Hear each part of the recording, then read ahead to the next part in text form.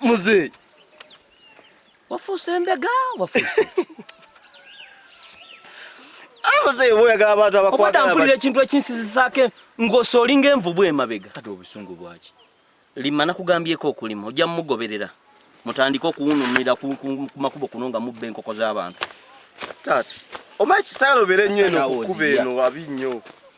Lima wobonjagaza emirembe. Waliwo mudogo yesema. Waliwo mudogo yesema bega wali. Ojja kunzijako waya.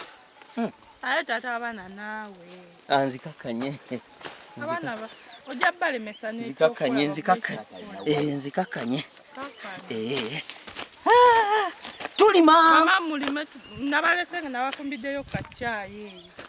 Tugenda kunywa. Bime mangu tunyuke. Yego wantamyeke kintu. What? Kuleka muddo mukasoli. Gujjeyo kasita joli.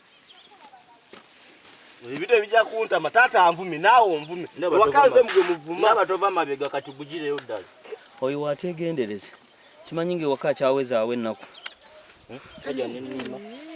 Ese wakanze gwosinga okutulugunya. Lwaki? Amamonda